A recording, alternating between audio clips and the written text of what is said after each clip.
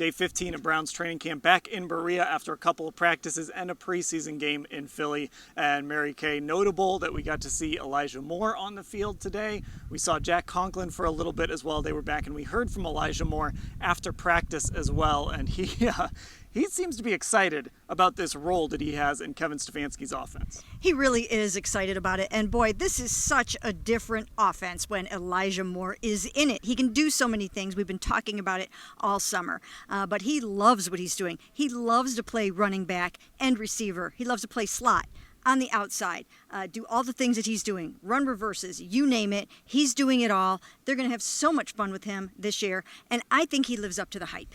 Yeah, Ashley, and just when you think about the different things he can do with his speed, with his versatility, and Greg Newsome even mentioned it, it makes life hard on a defensive back or anybody else when they've got to figure out where Elijah's going to line up and then what he's going to do. Yeah, and who they're going to throw at him, especially in a matchup situation. So I definitely think, too, it's interesting to hear him talk. I'm just struck by, his personality and how happy and excited he seems here, especially because, Mary Kay's written about all the questions about his time and his departure from the Jets and what his demeanor was like. I think we're seeing a very excited Elijah Moore who, it almost to me, and he talked about this a little bit, it's like he's playing on a playground in a lot of ways. And I think it's really cool to kind of see a guy get back to his football roots a little bit with what they're having him do. And we're going to get to see a little bit more of it on Saturday because Kevin Stefanski told us the starters will play on Saturday in the preseason finale against the Chiefs, somewhere in the neighborhood of 20 to 30 plays. Last year, a number of the starters played over 30. We'll see kind of how long they go in this game, Mary Kay, but we will get another opportunity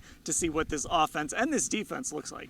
Yes, the key here, though, is the fact that I think as the week goes along, Kevin Stefanski is going to have a better idea of how long Andy Reid is going to play his starters because those guys have to go out and start on September 7th, their opener against the Lions. And so, Andy might pull his starters out of there a little quicker. And if he does that, I'm not entirely sure that Kevin's going to want to keep his guys in against those, young third and fourth teamers who are out there to make a name for themselves with these huge hits.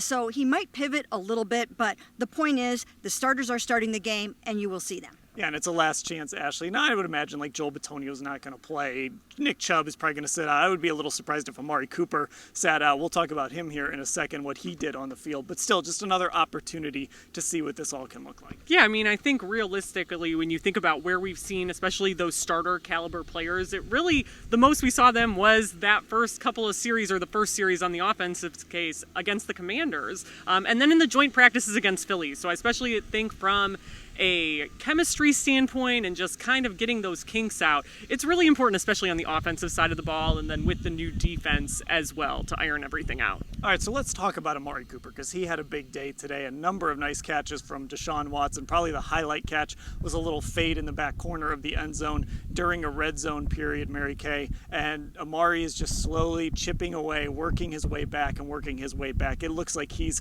really close to being 100% for September 10th. Yeah, and the funny thing about it is that we watched him have a little bit of a rough first day against the Eagles and their excellent defense. And at least 3 balls went off of his hands. He knew that's not the kind of day that he ever has. It was completely uncharacteristic of him.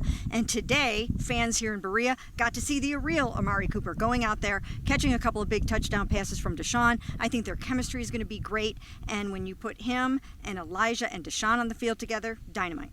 I was walking out to the parking lot to get something so we could shoot this video, and a dad and his kid were having a debate about who the top 5 receivers are. The dad was making the case Amari was top 5. I wouldn't go that far maybe, but Ashley, when he's on, he is one of the best receivers in the game. Yeah, and again, it's we talk about Amari Cooper because in large part of his route running, and he can do a lot, but I think when you're that precise of a route runner, that's half the battle or more than half of the battle, and he can catch the ball and is typically reliable. He's always available, as we know. He doesn't often miss games or anything like that for injuries. He played through that core muscle injury he had last year, so I definitely think there's a case to be made for at least top 10, let's say, Dan. All right, let's talk about one more guy really quick, Greg Newsome. The Browns want to lead the league in badassery, Mary Kay, and Greg Newsome, I'll tell you what, he just seems content. He seems happy. Of course, he's back from that injury, and it seems like he's more at peace with his role, even if he is still playing more inside. I thought this was a family video, Dan.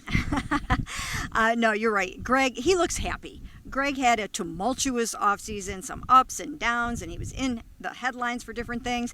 And he's just comfortable in his role now. He's back from a groin injury. He feels good again. He's rounding into shape for the opener. He'll be 100% for that. And, he's out here making plays. Doesn't mind playing some in the slot because he gets to be outside too, and all is good in Greg's world. Yeah, and Ashley, there's so many things Jim Schwartz can do with this secondary. Yeah, I mean, I think that's already just kind of what we've gotten a taste of. And I think, Dan, you asked him, like, do you think there's still other stuff he could throw at you guys? And Greg seems to be under that impression. I know I wouldn't be surprised to see them doing something different. But, we see it with the corners, the way they're rotating guys into the slot outside. We also see it with the safeties, the number of safeties they're throwing out there. They're not really being a true free or strong safety in this defense. So I wouldn't be surprised if we see some new things that we've never seen before on week 1. Well, whatever we see, you can read about it, watch it, whatever. Find it all at cleveland.com/Browns.